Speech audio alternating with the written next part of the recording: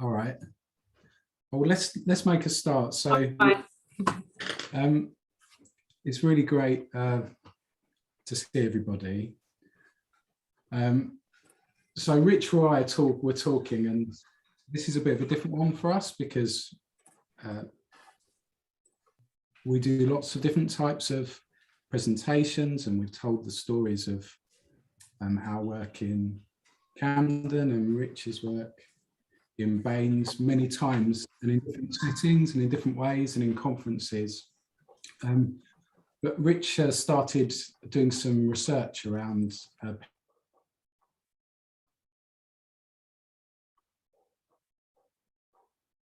I'm sorry, Tim. I accidentally muted you. I muted all participants and included you in that. That's okay, no worries. So Rich has been researching parent advocacy and came to me with an idea of doing something a bit different and us talking about our perspective. So the story from inside the local authority. So there are lots of examples, and you can find them online, and we'll be doing plenty in the future of presentations and conferences and telling the stories as a team, and that's an important part of it for us to be with the people that are co-producing this work. But we thought, well, why not put it out there and do a little session from our perspective on a local authority officer and how you implement it from our perspective, from the inside. And so we knocked something together, put it online, and we've been really surprised and really pleased at how many people have signed up and wanted to come along to listen. So we're really grateful for all of you coming and participating. We are going to speak to our thoughts of implementing parent advocacy inside local authorities, but we're going to get to a space at least 15 minutes at the end for you to come in and to hear voices, the wider voices from the room. And there's such a huge amount of expertise that have joined us already in the space. So do get your own, get thinking, get contributing in the chat, and let's hear some of that wider discussion at the end of the session. I was curious, Rich, about why you started researching parent advocacy and developing it in Baines. What was the spark for you for that? I actually first came across parental advocacy in a book called Protecting Children, Social Model by Featherstone and her colleagues.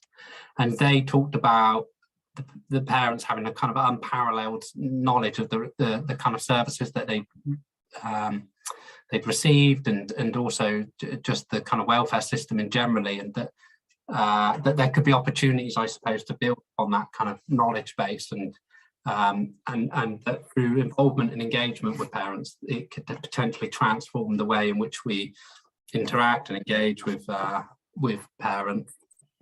And that really resonated for me because obviously I have a history of addiction in my family, and so I'd been exposed to Alcoholics Anonymous, and they had a very similar ethos around peer support.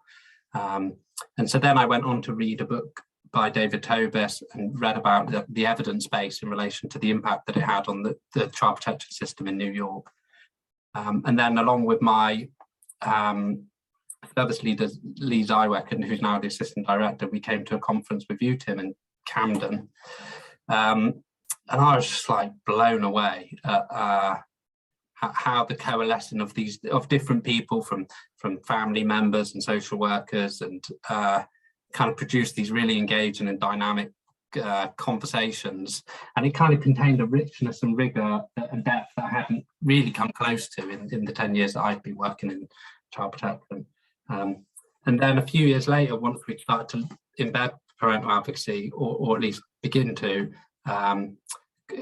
Clive Diaz, who's doing some research on this topic, invited me to do to look at the literature with him, and so it's been under a lot of what I'm going to present today is under his guidance and support. So yeah. What about you, Tim? What was the impetus for you to get involved in this work? Well, when I was training as a social worker, actually, there was a group called the Family Member Group, and it was in Cardiff where I was training. So this was like 16 years ago. And there were some people there, like parents, Stephen and Helena and Karina, really, really brilliant people. And so right away from when I was training, I was talking to parents, and they were telling me about how difficult they found child protection, and how they needed support. And so that was really kind of, those were important early conversations for me, for sure. And then, by the time I was in Camden and I'd spoken, Annie was a real important influence for me. And she was talking about parent advocacy a long time ago, and potential benefits of it. And I really feel really lucky being able to work in Camden. I was sharing something on Twitter yesterday, a quote about leadership, and it was like, actually the context is so important, and it isn't really the individuals in respect of where you are in a local authority. That's not as important as the context and the people around and the community. Yeah. Nice. So we wanted to ask you, all of you, to why you're here, and we had a statement which we felt you could respond to. So parent advocacy can change child protection for the better. What do you think about that statement? Parent advocacy can change child protection for the better. So I'll put that statement in the chat while Rich moves to the next slide and we get going. And if you wanted to respond, and that might be the thing that we come back to at the end, with some of you coming in and bringing your views. So we thought we'd begin with just a kind of brief introduction to what is parental advocacy, and this definition by a paper published by David Tobis, Andy Bilson and Kat Gamampala in 2021 has a really good definition. In fact, the whole report is really useful if you haven't seen it already. And they define parental advocacy as a form of peer advocacy where parents who themselves had experience of the child welfare system, or in the UK, the child protection system, to help other parents involved to navigate it. In addition, they also help to develop strategies to change the system. And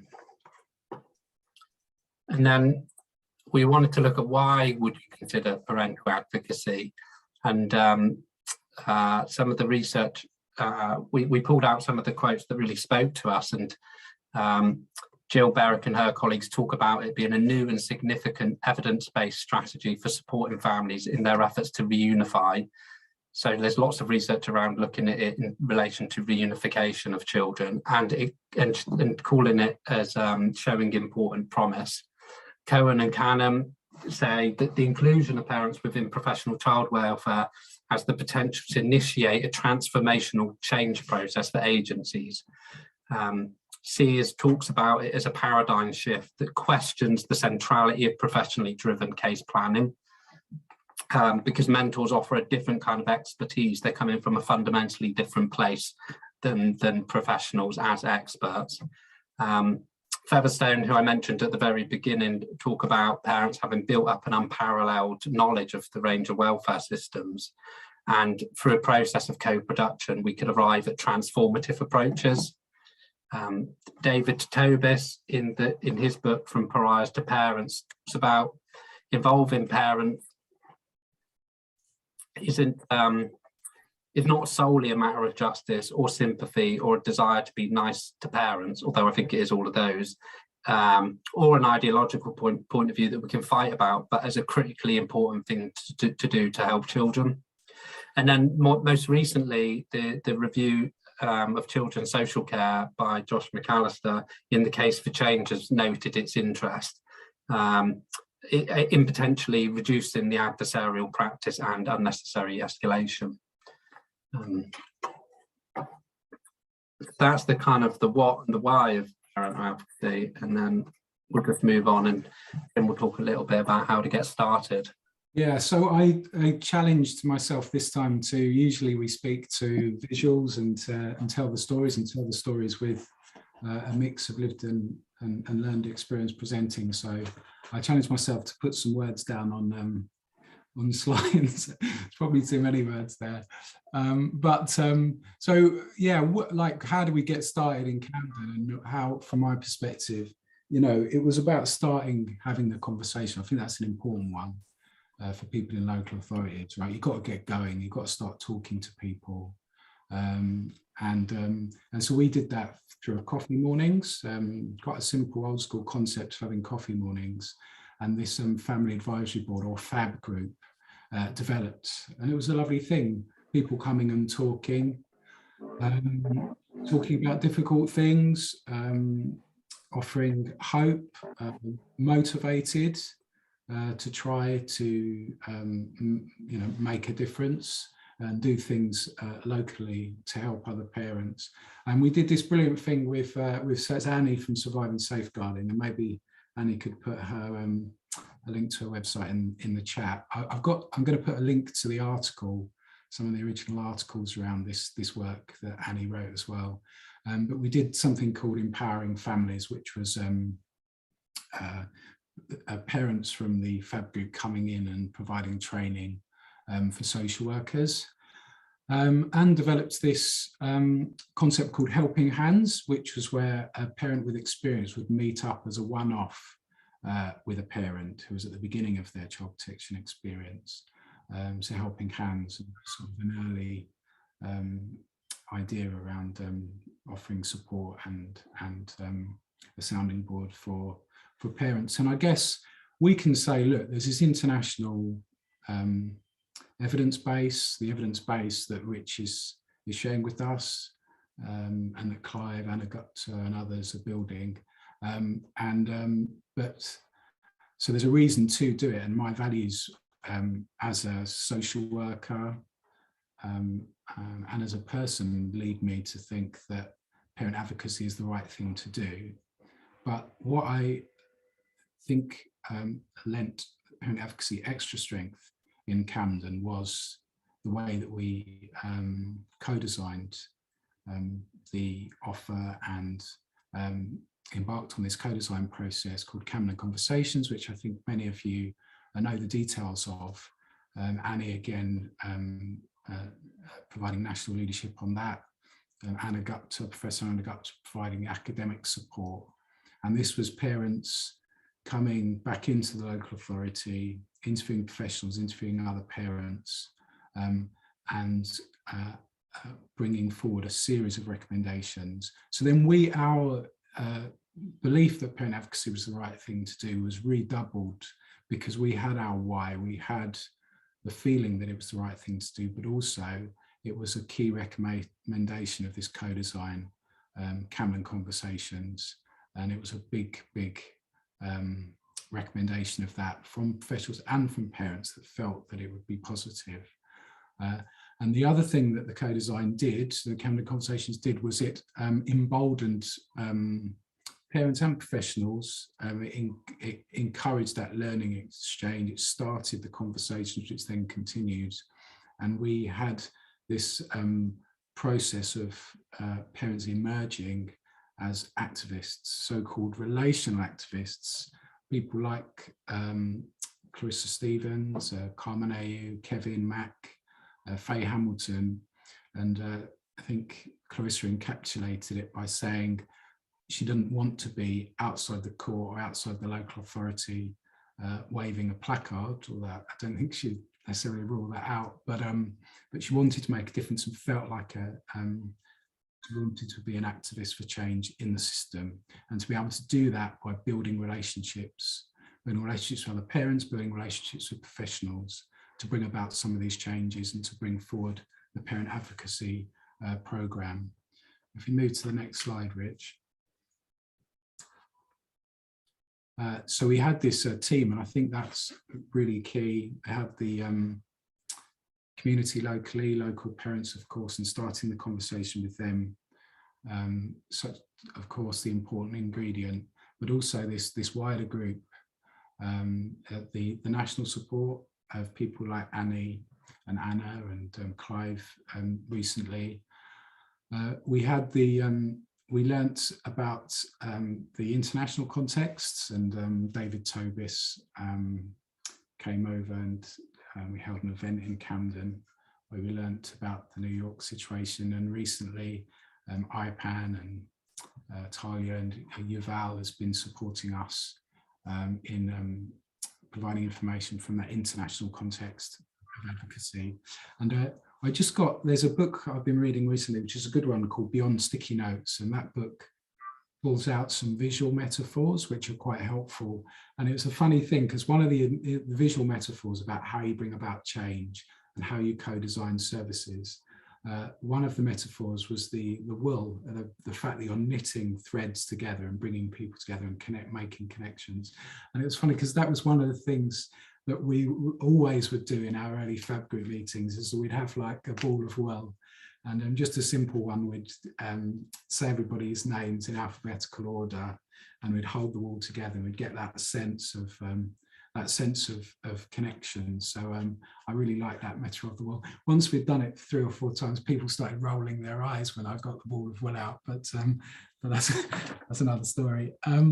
So yeah, we started to really think about the community around us, and Becca Dove, who's another part of the effort, the movement in Camden, a really key person, started to really start to think about Camden as being this village of connected people and communities. And we, I know this word, relational, gets thrown around, but for us it really was about thinking about the group and that critical mass of people that were interested in the work, that believed in it, and that could connect together to make the change. And kind of maybe operating differently, building friendships and building deeper connections, really thinking about the emotional components in the work, as well as the structure charts and the project layouts. And so really with the leadership style, it really was about finding leaders everywhere. And I really remember doing Camden Conversations, and we'd organised this focus group in the town hall. And Faye Hamilton, one of the parents that had come to an earlier session, just turned up at the town hall with like 5 people that she knew that all had child protection experience. And she was a real leader and a bridge into the community to people that she was connected to, and so she became a really important part of it as well. And we had a lovely meeting last week with on World Social Work Day. In our committee rooms in Camden, we had a meeting with parents that had experienced advocacy, as well as some of the Fab Group members. And these Fab Group members are like the WISE, council, the people that have been involved in the group for 8 or 9 years. And they were great. They were regulating the group. They were talking to new parents. They were leading. They were explaining. And it really did feel like a family advisory board production, that last meeting that we had, where Clive was there as well and got some information for the research. So leadership inside and outside of the council is really important. And we're lucky having the support of Annie, and she's got a real flair for language and names and words. And I think the language around it was important as well. And and the Camden Conversations phrase and concept still resonates. Yeah. So we can move to the next one now. Rich, and over to you. Oh, actually, it's still me. So how do you do it, right? Well, you need somewhere to kind of get it going, and for us, there are parts of the local authority system. So you've got, typically in a local authority, you've got kind of child protection teams. Most local authorities have something called a quality assurance unit, and that's usually where the sort of child protection chairs sit. You also have the safeguarding boards, and And for us, this family group conference service, which I manage. And so that seemed a natural place. We had a budget which we could kind of turn towards these efforts around co-designing with parents, around advocacy. And so the family group conference facilitators themselves, so FGC, sorry, stands for Family Group Conference. The family group conference facilitators themselves, these are people that organise meetings in the community. They also, some of them had lived experience of care experience as children, and two of them have got the experience of their own children being on child protection plans. So those family group conference coordinators who had existing training in FGC work and had existing training in advocacy, to get going quickly on the parent advocacy offer, we started asking family group conference coordinators if they would be willing to be matched with parents and start providing advocacy in child protection conferences. So it's a really good way for us of getting going quickly, while at the same time, we developed the OCN Level 2 training with other local authorities in London, the FGC Learning Partnership. Kathy News are really involved in that, Anna Gupta involved in designing that. So at the same time, we got this training going for people with the lived experience, and they train as advocates. So then we have this blend of people that are already community facilitators in Camden providing advocacy, and then the people with lived experience getting trained and then coming on board to observe conferences first of all, but then start to be matched and start to offer advocacy to parents. And that's just started now. So since Camden Conversations, we've had 70 parents receive advocacy, and we've had a handful now of parents be supported by advocates with lived experience. And that is, as we're training advocates with lived experience, we're building that up. And so we've got 4 advocates now that are currently trained. And around that, we've developed this parent support partners brand, for want of a better word. And we can show you that towards the end of the presentation. Over to you, Rich. Brilliant, thanks, team.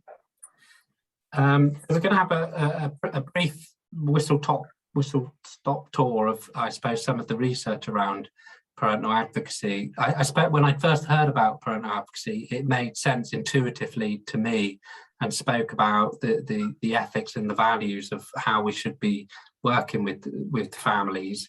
And so then when Clive offered me the opportunity to look at some of the research, I jumped at the opportunity to see what support there was in favour of this approach. And now, one thing I'd say about the research before I get into it is that because of the structure of the way in which academics have to write research, the language sometimes is somewhat a little bit distancing and more formal, and which is kind of, it runs contrary really to the ethos behind parental advocacy, which is about breaking down barriers and forming new relationships and being mindful about the language. They identified 2 goals, Jill Berrick and her colleagues. There's the proximal goals, which is like short-term goals or soft goals, you could describe them. And they're about how parents understand how to engage with children's services, looking at the increased motivation to access support and understand the implications of their actions or inactions, and some of the benefits to advocates and improved relationships. So they're the kind of what they call proximal goals. And then the more distal goals is around improving the chance of the parents, caring for the children when they're at risk of removal, and improving the likelihood of reunification when children have been removed. And we'll get into it a little bit, but I think it's fair to say that there's much more evidence in support of proximal goals than there is in favour of distal goals at this point in time.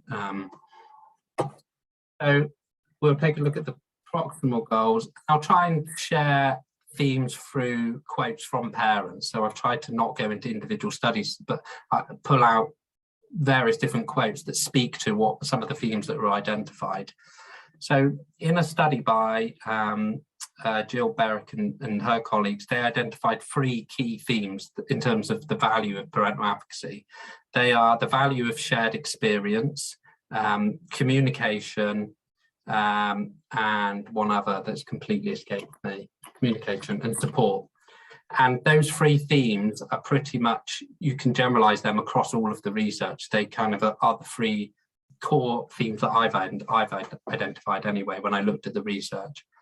And so from the parents' perspective, they really valued somebody that's kind of had a similar experiences. They come from a similar kind of background, and they've been involved in the system the same way that the parent that they're supporting is currently involved in. So some of the quotes here talk about she gives you strength. So she's referring here to her advocate. She makes you stand tall through it all. And especially because your parent partner can kind of tell you what they went through, the situation they went through. And it's like, whoa, you went through all of that and you got your kids and you're doing good. I can do this. I can do this.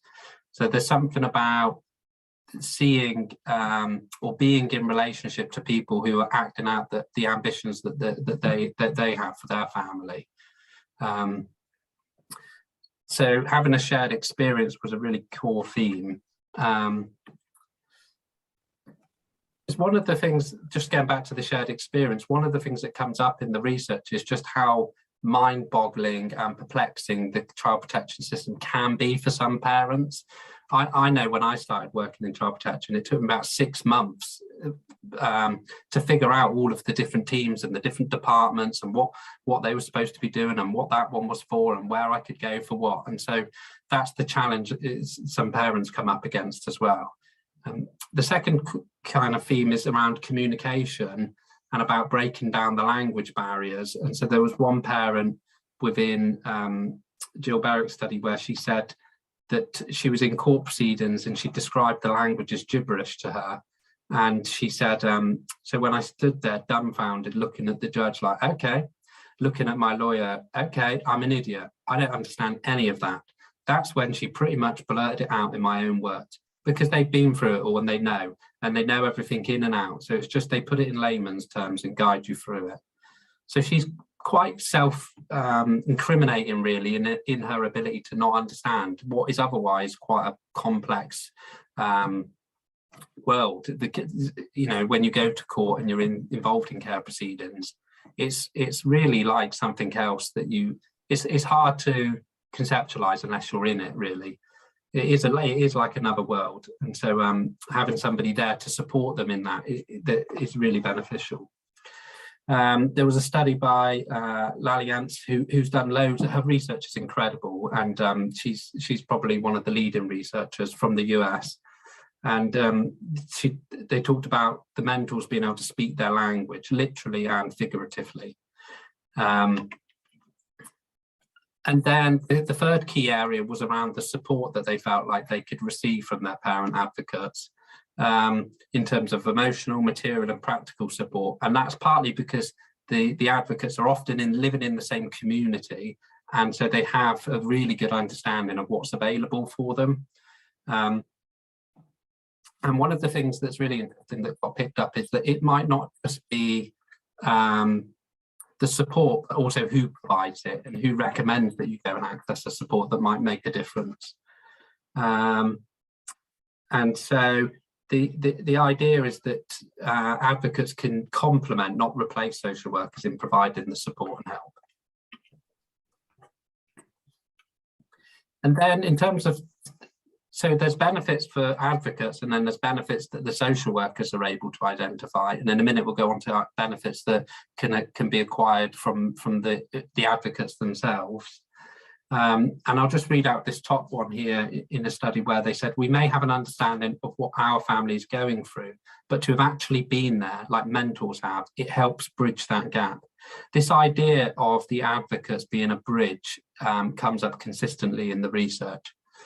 Some families don't really want to communicate because caseworkers don't understand what they've gone through. I've had a couple of cases where, because of the mentor, I had success with the family. Through the mentor, I was able to maintain a relationship and communicate with her, and she ultimately ended up getting her kids back and did really well. If it had not been for the mentor, we probably would have not been successful in that case. And then the benefits for the mentors. So there's a really good paper written in 1965 by Frank Reisman called The Helper Therapy Principle. And he, at that point, was advocating for social work to find ways to transform recipients of help into dispensers of help, thus reversing their roles and to structure the situation so that the recipients of help will be placed in roles requiring the giving of assistance.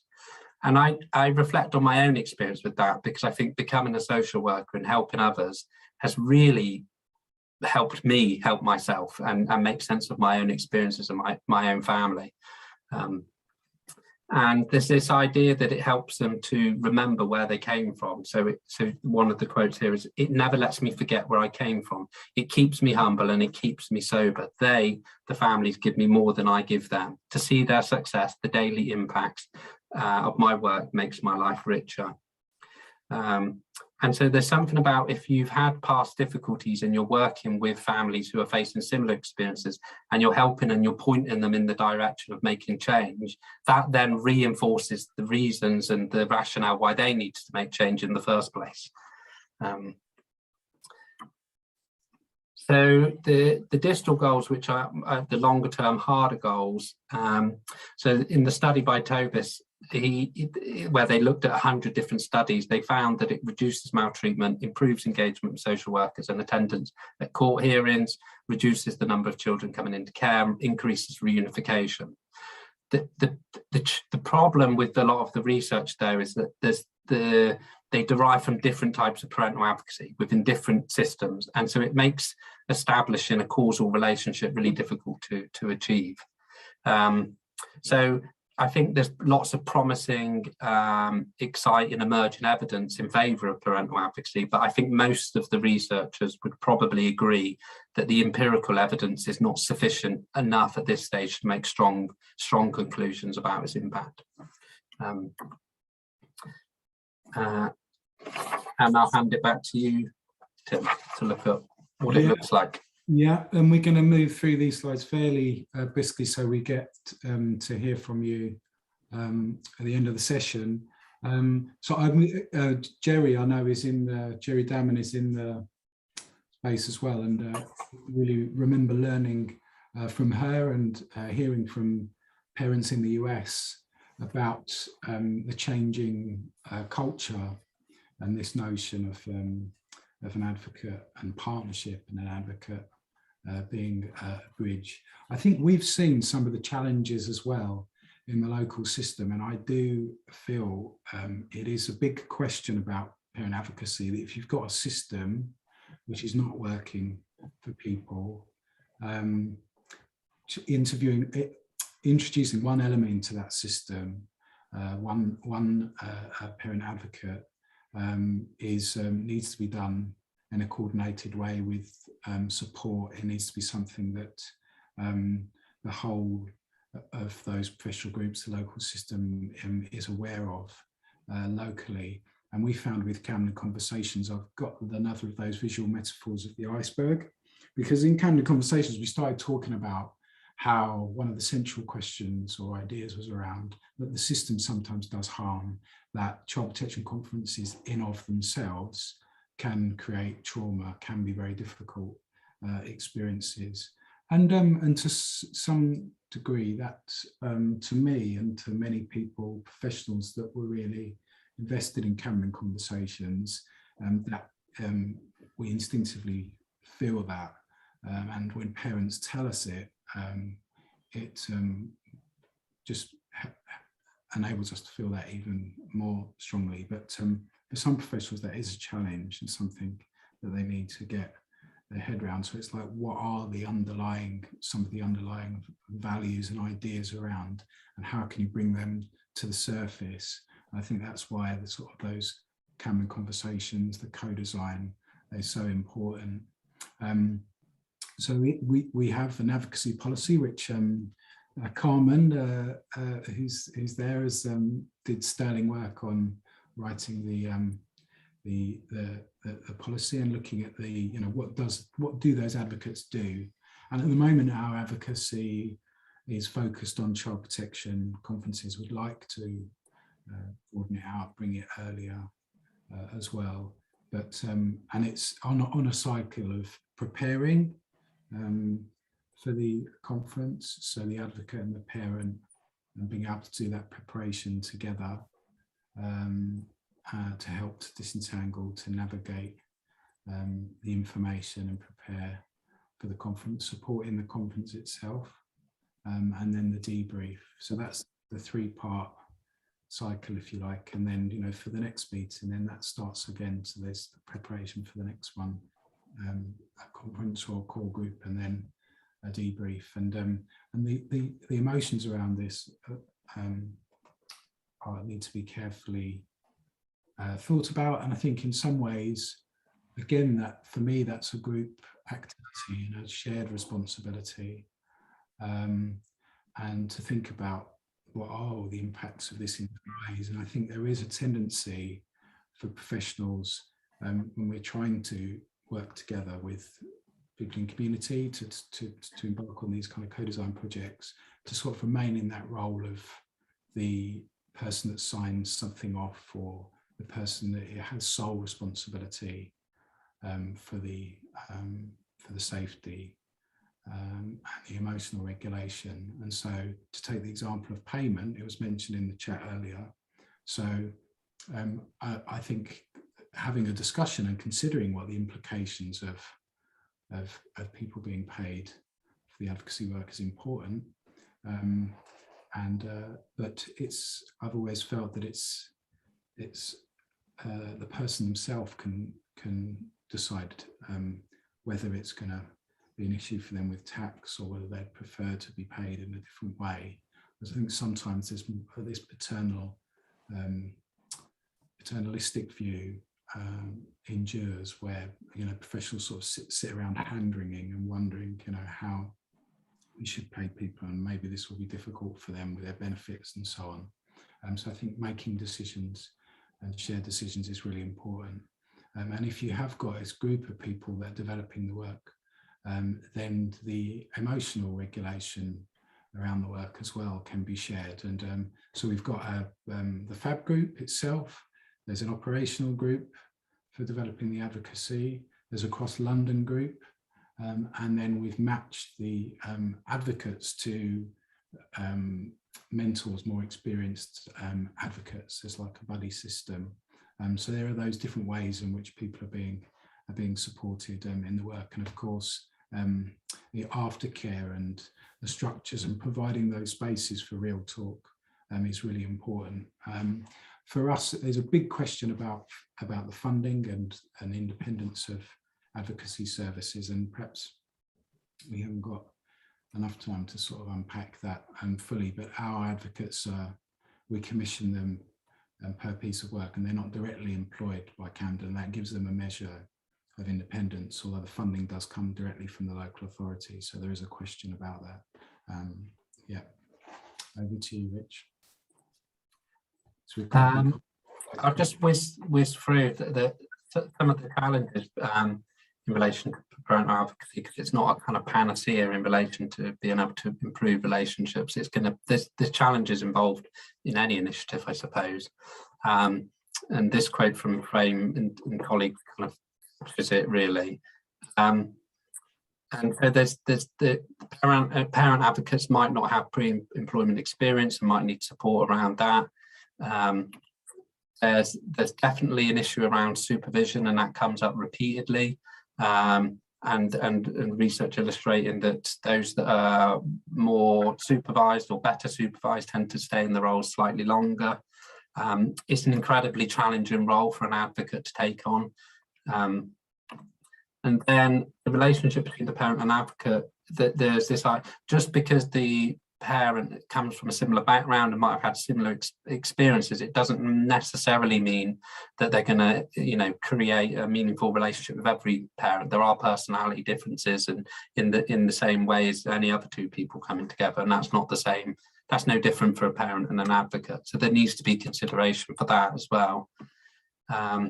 And then, as Tim kind of touched upon, this idea of system and cultural change. It reminded me, actually, there's a paper by Brian Corby looking at child protection conferences. It's about 25 years old. And he was talking about how when child protection case conferences were first initiated, when they were first part of the way in which we worked with families. Families were never part of them. They would never even come into the meeting. And so they wanted to create more transparency and open them up. And even in response to that, which would seem absurd to us now, but back then there was some resistance about the impact that it would have to open up the dialogue and include the parents in those discussions. And so there's some kind of parallels with parental advocacy as well. And I'll hand it back to Tim. Yeah, so we've heard the bridge metaphor. The bridge has been a big one for us as well. Has telling the stories of the advocacy work has been key. If we move to the next slide, Rich, and us using the visuals and telling the stories, you can see that is our parent support partners bridge in its technical illustration there, and so we're using that as an explainer for people inside the council about how parent support partners works and its aims. And we've been running information lunch and learn sessions about parent support partners. We've been to the whole service meetings, talked to all the social workers about the advocacy, so we're making sure that everybody knows about it.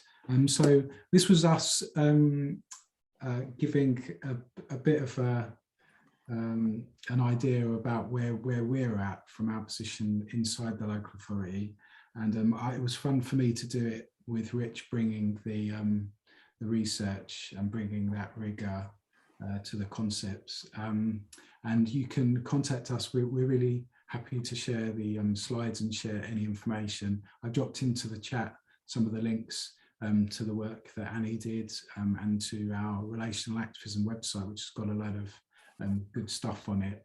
So if you want to continue the conversation with us outside of this, then do that, get in touch. But for now, we've got sort of 15 minutes to hear from anybody that wants to pitch in and give a view on what's been